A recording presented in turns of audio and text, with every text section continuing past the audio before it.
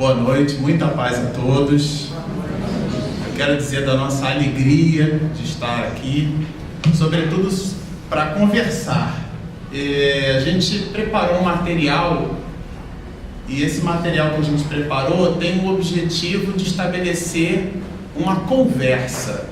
Não pretendemos exatamente empolar a próxima meia hora com um verbo que transformaríamos esse mesmo verbo em palestra. A ideia não é palestrar.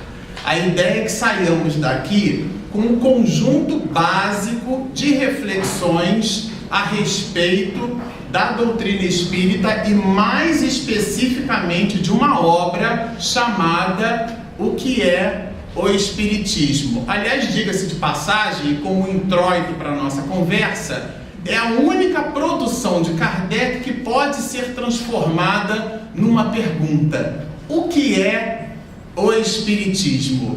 Então, como todos sabem, Hippolyte Léon Denisard Rivard, mais conhecido por um pseudônimo por todos nós estudado, Allan Kardec, ele bebeu da água através de um instituto em Yverdun, na Suíça, o Instituto Pestalozzi, que tinha por mentor Johann Henrique Pestalozzi, que foi discípulo de Jean-Jacques Rousseau. São dois grandes nomes da pedagogia mundial. Para entendermos o que é que isso representa, o professor Rivard, aos 18 anos de idade, quando volta para a França, e é uma França do século XIX, do século das luzes, né? Porque viveu um período tenebroso, sobretudo o período da Idade Média, aonde matávamos em nome de Deus. Abjura essa tua crença, senão abjuras, serás morto e em praça pública, queimado em praça pública. Abstração feita ao 5º mandamento, por nós conhecido como o Decálogo, que expressamente nos diz assim: não matarás. Aliás, é muito curioso, porque os 10 mandamentos se nos apresentam na forma imperativa, e muitos deles usando um advérbio como não. E não é um advérbio. Na classe gramatical, um advérbio é uma palavra invariável. Então eu não digo assim, ela está meia molhada, porque ela está meio molhada. Por quê? Porque meio é o modo como ela está. Logo, meio molhada é um advérbio de modo. Não é um advérbio de negação.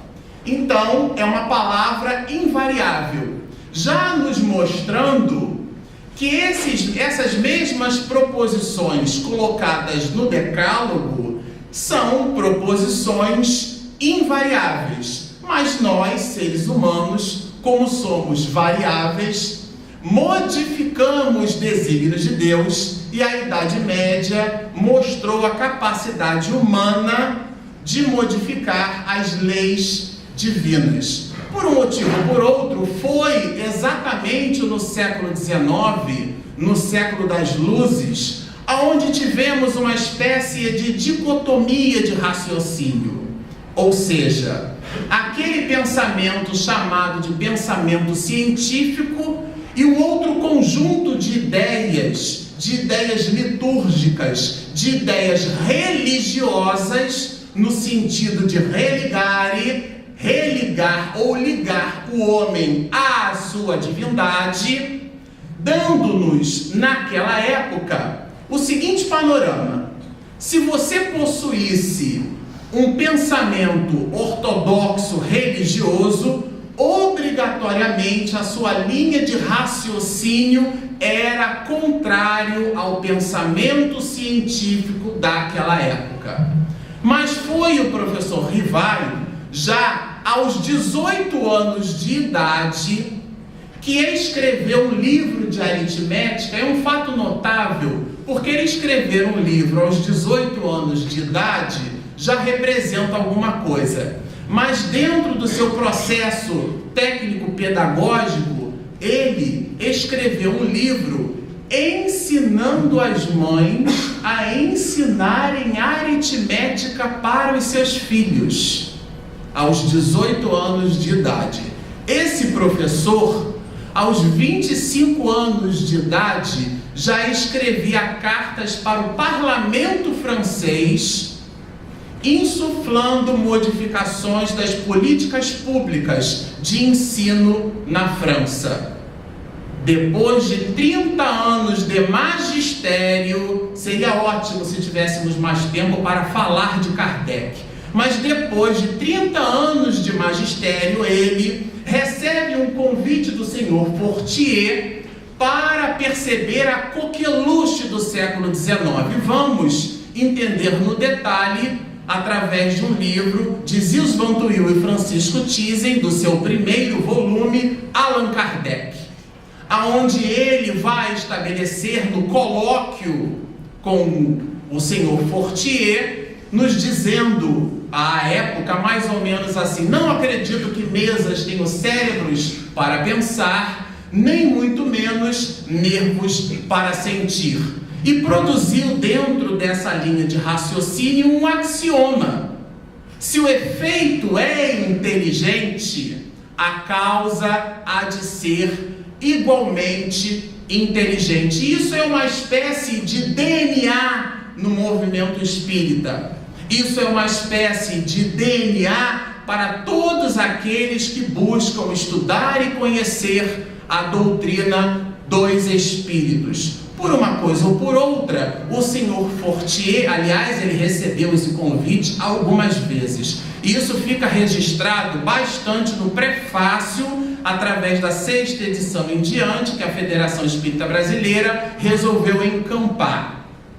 Henri Saussure faz uma descrição da vida de Kardec dentro de um resumo biográfico muito leve.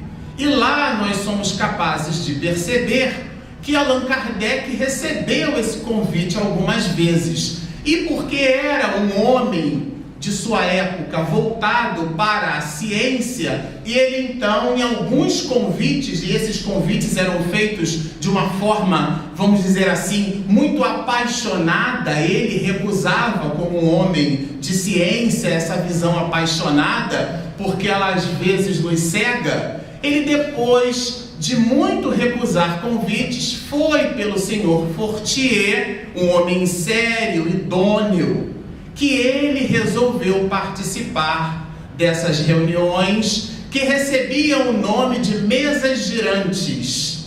Virou um clássico, porque as mesas, elas se movimentavam, produziam nessa movimentação aleatória, em algumas vezes, um processo de comunicação que na própria doutrina espírita, na própria codificação, nós vamos perceber quando estudarmos esses processos chamados de tiptografia ou tiptologia.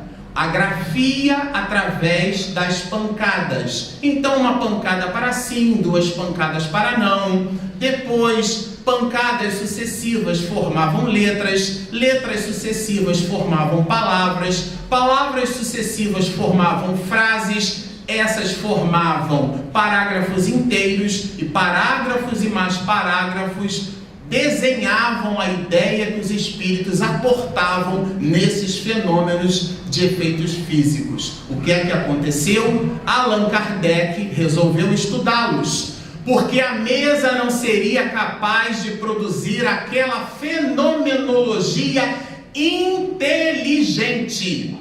Porque depois já da primeira sessão, a abstração feita à fenomenologia em si mesma, porque impressionava, observávamos à época móveis se deslocando, então isso já era por si só algo de impressionar. Mas Kardec, um homem de ciência, falava fluentemente mais de 8 idiomas. E quando eu digo mais de 8 idiomas, ele falava e escrevia. Mais de 8 idiomas. Tinha um conhecimento anátomo-fisiológico da criatura humana que alguns biógrafos chegaram a dizer que ele era médico. tinha um conhecimento de anatomia tão grande, de fisiologia, de astrologia, de física, de botânica. Aliás, a palavra perispírito vem do seu conhecimento de botânica, porque ele cunhou essa palavra, porque lá no Instituto, em Verdun, na Suíça, no Instituto Pestalozzi, ele tinha aulas de botânica, e nessas aulas de botânica, ele percebeu que uma semente de pêssego possuía uma espécie de película que revestia essa mesma semente, uma chamada perisperma. E ele então cunhou uma expressão chamada perispírito, que é o corpo do espírito, dando-nos analogia ao perisperma. Para ficar fácil da gente entender isso, na obra Nosso Lar, nós vamos encontrar André Luiz já desencarnado. Ele dorme e vai, em essência, ter com sua mãe. Então ele vai, em essência, e deixa o corpo espiritual. Essas questões de nomenclatura, elas são tão importantes que no primeiro parágrafo da introdução do Livro dos Espíritos, Kardec vai nos dizer: para designar coisas novas, são necessários termos novos. Quando eu li isso pela primeira vez, com 11 para 12 anos de idade, porque venho de berço espírita, eu acho muito legal a pessoa dizer que conheceu o espiritismo com 30, com 40 anos de idade, porque minha avó dizia assim: esse aí pode ficar em voo livre, né? Agora aquele que é um sanhaço na espiritualidade, aí minha avó materna dizia assim: esse aí Deus marcou. Eu acho que eu fui um desses, porque não dá para deixar em voo livre, então já nasce já numa barriguinha que frequenta a casa espírita para não correr o risco de se perder. Mas por uma coisa ou por outra, a linguagem é um instrumento muito importante, porque senão nós nos perdemos. E no nosso ambiente acadêmico,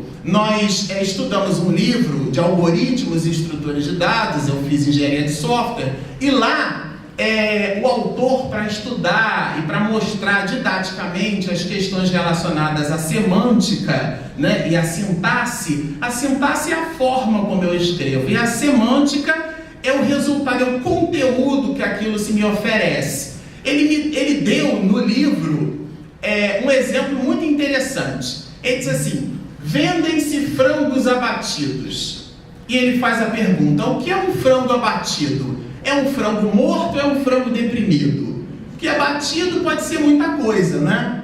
E às vezes nós empregamos a terminologia perispírito para dizer uma coisa que pouco conhecemos, nos valendo de exemplos que não entendemos menos ainda. É a mesma coisa utilizarmos a palavra quintessenciada. O espírito é a quintessência. Aliás, isso está muito bem registrado na primeira quarta parte do Livro dos Espíritos. A quintessência da matéria, porque antes nós acreditávamos que tudo que existia de material por sobre a face da Terra vinha do fogo, da terra, da água e do ar. Portanto, tudo aquilo que vinha do quinto elemento, um elemento que eu não conheço, eu chamo de quinta essência. Então, dizer que o perispírito é quinta essência é usar uma palavra para explicar uma coisa que eu não conheço, usando uma terminologia que eu não faço a menor ideia. Entendendo isso, Kardec colocou já na introdução da obra: para designar coisas novas são necessários termos novos. Por isso que eu digo que eu não sou kardecista. Doutrinariamente esse termo não cabe, porque kardecista seria uma pessoa que segue a Kardec, e a abstração feita ao seu legado de luz por sobre a face da Terra. Quem se ocupou em ler os 12 volumes da Revista Espírita vai entender que ele não deixou o seu pensamento pessoal, o seu pensamento na obra, a sua ideia, a ideia dos espíritos. Eu costumo dizer que ele não codificou a doutrina espírita, ele decodificou. É como se uma mensagem trafegasse criptografada e ele decriptografasse a mensagem, porque a mediunidade sempre existiu por sobre a face da Terra. Podemos encontrar no livro de Gênesis, Moisés proibindo a comunicação com os mortos. Ora, não se proíbe aquilo que não existe. O que Kardec fez foi dar dignidade. Mas depois que ele recebe 50 cadernos, transforma esses 50 cadernos na primeira edição do Livro dos Espíritos, um processo dialético de perguntas e respostas, com um pouco mais de 500 perguntas e respostas.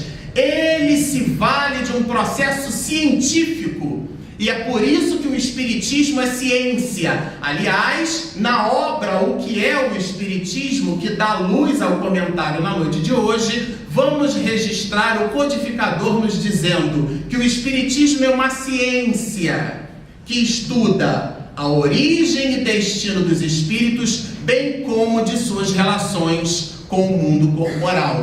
Mas o Espiritismo é uma ciência não é porque ele se vale da física, da química, da biologia ou da matemática. Aliás, Malbatan vai nos dizer que a matemática é a mãe de todas as ciências, por sobre a qual a física, que aliás é uma palavra que etimologicamente significa estudo dos fenômenos da natureza, a matemática é o instrumento científico por sobre o qual conseguimos aportar em equações que podem ser reproduzidas em quaisquer cantos do mundo e dar o mesmo resultado. Esse processo chama-se processo científico e ele nasce com Galileu Galilei. E Allan Kardec se utiliza na investigação com os espíritos desse processo científico. Então o Espiritismo é ciência, não é porque enxergamos ali biologia, não é porque enxergamos ali matemática, é porque o Espiritismo se utiliza de um processo científico, que é um processo utilizado por Allan Kardec na investigação da doutrina espírita. Ele fez perguntas aos espíritos e as reproduziu usando muitos idiomas. Então, a abstração feita às idiosincrasias de um povo, de uma determinada região, de uma determinada religião, porque o Espiritismo não existia, ele produziu perguntas em formatos específicos, escrevia fluentemente, falava fluentemente o alemão, dominava línguas de origem germânica e línguas de origem anglo-saxônica, o que permitiu ao codificador, através de perguntas feitas nas mesmas proposições, a análise dessas mesmas respostas. Isso é tão verdadeiro e algo preocupante que na tradução de Guilhom Ribeiro, que é uma das traduções que eu gosto muito, do francês clássico para a língua portuguesa, eu também gosto do Noleto Bezerra, que também é uma edição da FEB, da Federação Espírita Brasileira, mas por uma coisa ou por outra, no Livro dos Médiuns nós vamos encontrar a palavra escolho, que significa empecilho. E Kardec se nos apresenta dois grandes escolhos para o exercício do entendimento da doutrina espírita. O primeiro deles, e não menos importante, está no capítulo 23 do Livro dos Médiuns, da obsessão. Obsessão simples, todo mundo lembra, né?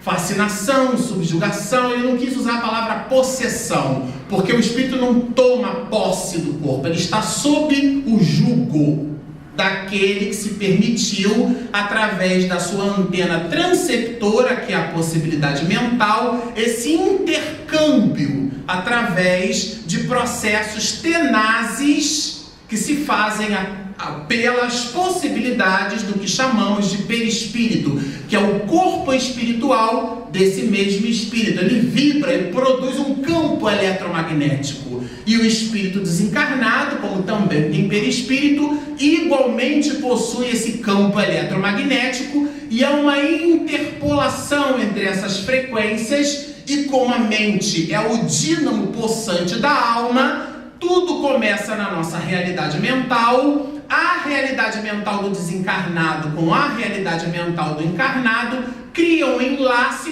quando o malfazejo transforma-se em obsessão. Esse é o grande primeiro escolho, sobretudo no exercício da mediunidade. Seria um seminário de 1h30 só para a gente falar disso aqui.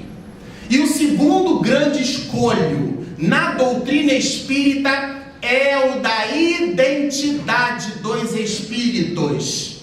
Portanto, no processo de codificação, o grande trabalho que Allan Kardec teve foi o de separar o joio do trigo. Entender que uma mensagem, por ser bela, não significa que seja verdadeira.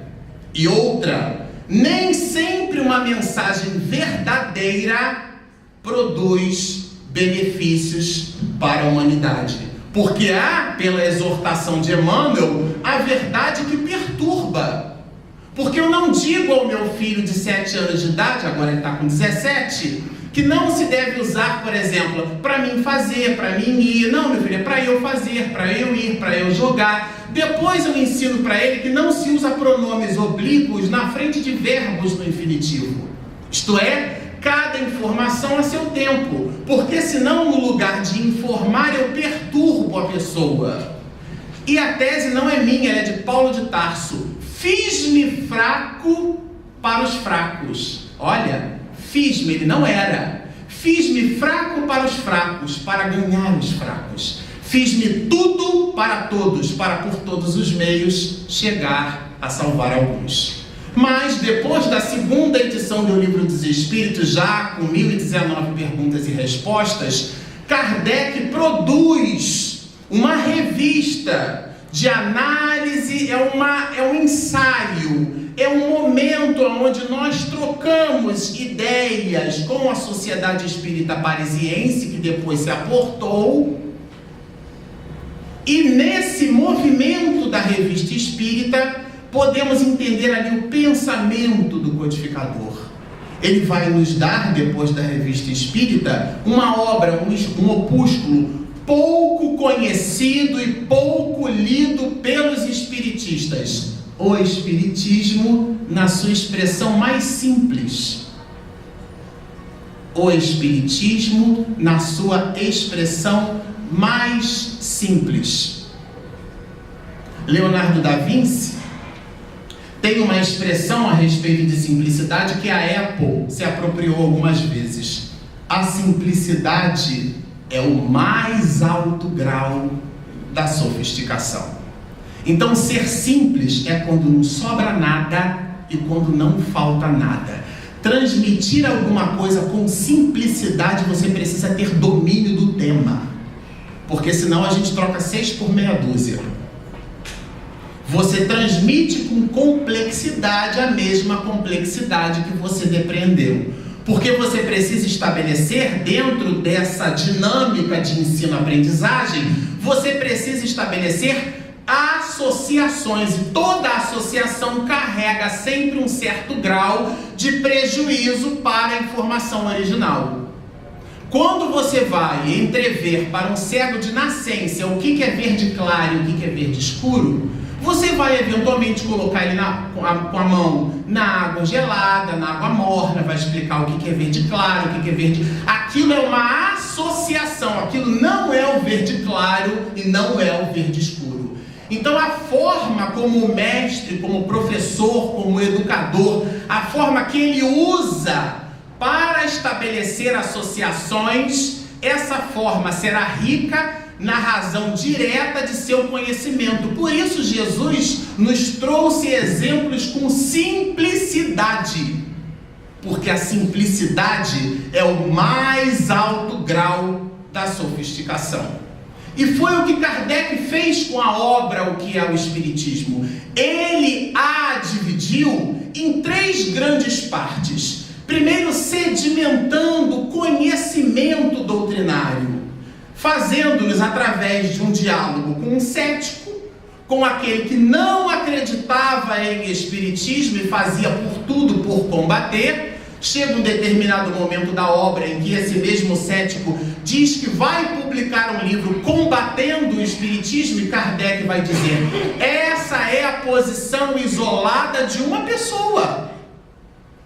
Porque às vezes registramos e vemos em livros pensamentos que tais de um ser humano e adotamos aquilo como verdade. A obra Memórias de um Suicida,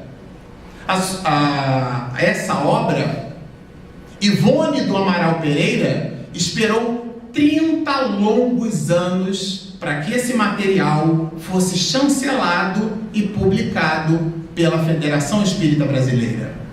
O livro Nosso Lar, que citamos, Chico Xavier levou 10 anos para ter a obra chancelada pela Casa de Ismael.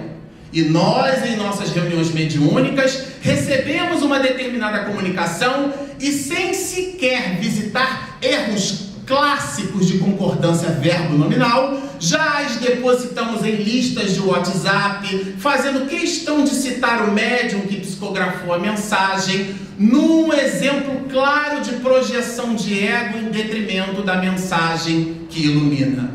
Foi preocupado com isso que Allan Kardec aportou na obra O que é o Espiritismo, esse ensinamento da nossa relação com Deus. Vamos encontrá-la igualmente nas questões 13 do Livro dos Espíritos, quando Kardec vai estudar os atributos da divindade.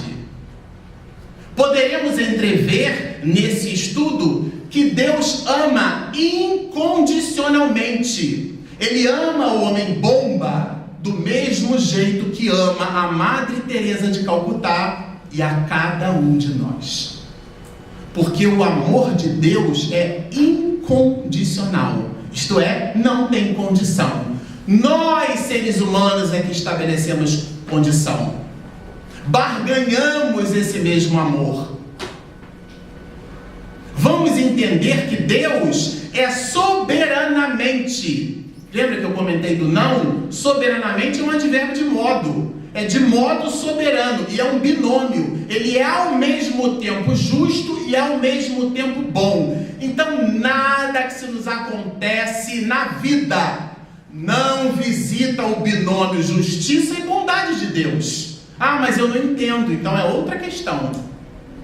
Mas esses são princípios doutrinários. São bases, são alicerces. E a palavra base não é que é básico porque é fácil.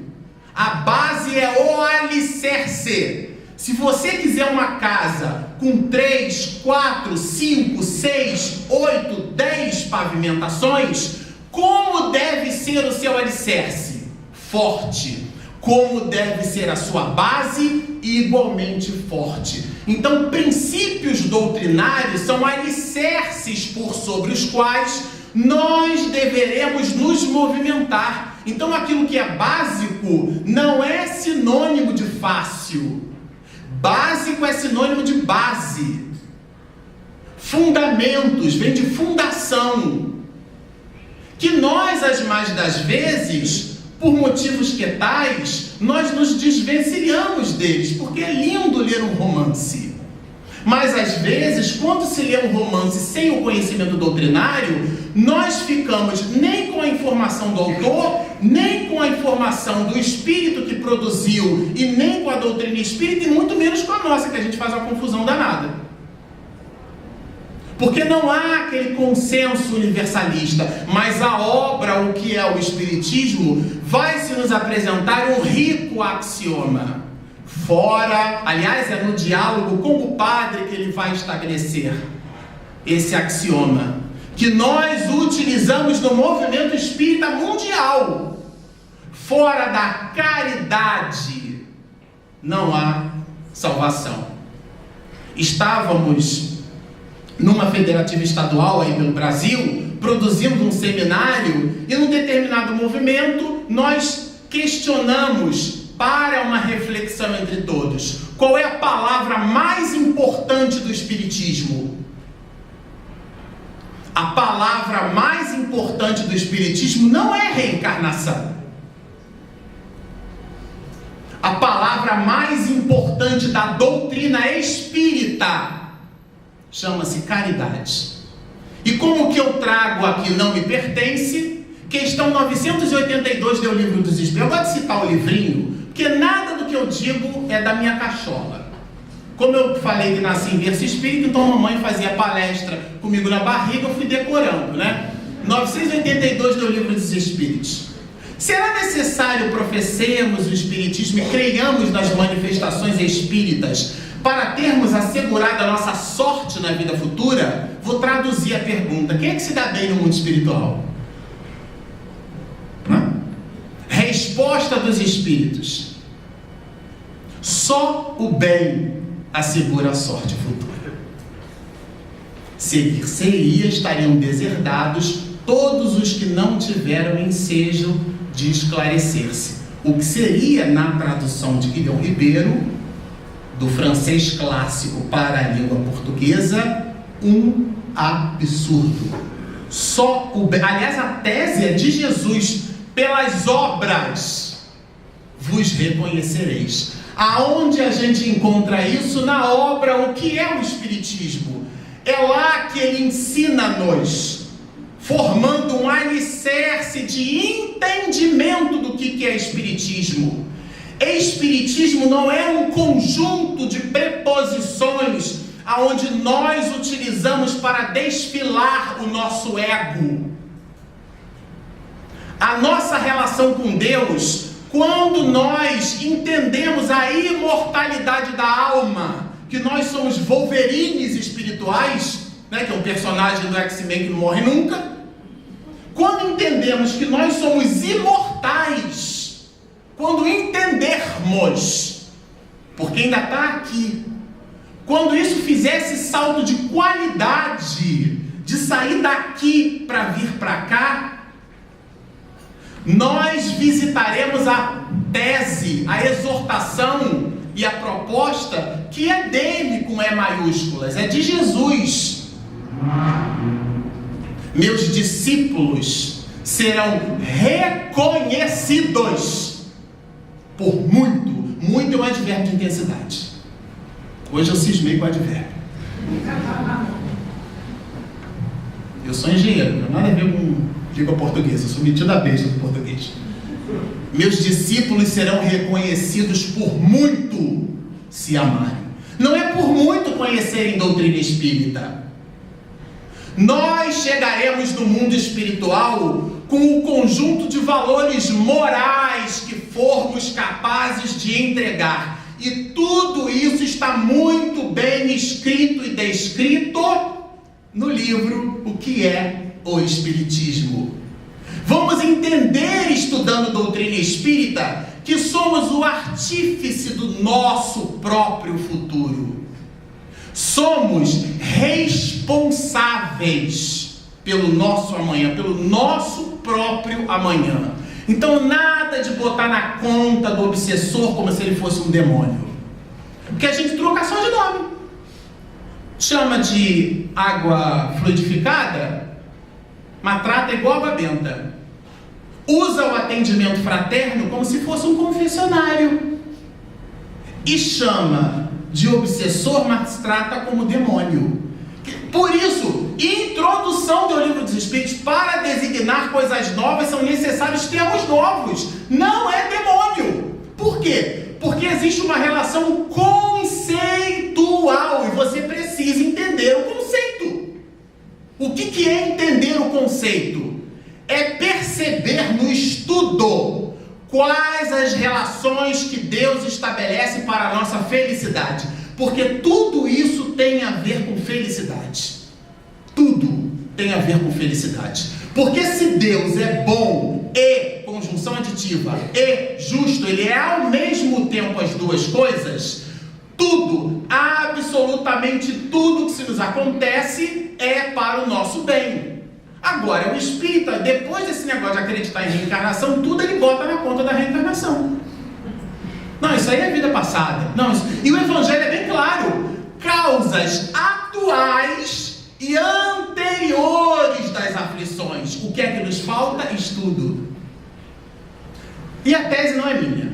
No centenário do Espiritismo, Kardec, na Federação Espírita Brasileira, no prédio Deus, Cristo e Caridade, o prédio de unificação, pela benesse do Dr. Bezerra de Menezes, que construiu um movimento de unificação, porque senão cada um de nós, um ia para a direita, para a esquerda, era uma confusão danada. Lá, Allan Kardec dá-nos uma mensagem no centenário do Espiritismo, dizendo que muitos de nós que nos dissemos espiritistas, sequer conhecemos as obras básicas, os 5 livros da codificação. Mas a Gênesis é muito difícil, né? Pega o Evangelho, um dicionário, pergunta para um amigo. É uma forma, inclusive, de se instruir, porque a instrução cria discernimento. Porque não é o que o expositor fala que vocês devem acreditar, é o que Allan Kardec aportou na obra que deve ser por nós seguida. E qual a diferença disso? Tem um cara no meio, é o estudo, que cada um de nós deve fazer. Mas como o tempo é um corcel, é um instrumento muito vigoroso, acho que eu já estou passando do horário, não estou? Estou no limite. Então, bom, como a gente está no limite, eu gostaria de deixar para as nossas reflexões finais sobre a pena de Chico Xavier uma mensagem de Castro Alves que nos dá uma visão muito bela do livro, considerando que a obra, o que é o Espiritismo, é uma verdadeira extensão do Evangelho, do Evangelion, da Boa Nova entre nós. Ele, Castro Alves, vai nos dizer, pela pena augusta e primorosa de Chico Xavier, ao sabor da nossa própria interpretação, mais ou menos assim: gemia a terra humilhada. A noite do cativeiro dominava o mundo inteiro sob o carro da opressão. Entre as águias poderosas jazia apenas vencida, Cárpia, Cartago, a vida ligada a grilhão cruel. Na Capadócia, na Trácia, na Mauritânia e no Egito, o povo chorava aflito, tragando cicuta e fel. O frio invadiu os templos. Não mais era de olhar brando, nem a bela Afrodite amando, nem Apolo encantador. O Olimpo dormir em sombras, cessara a graça de Eleusis, não surgiram outros deuses que não fossem do terror.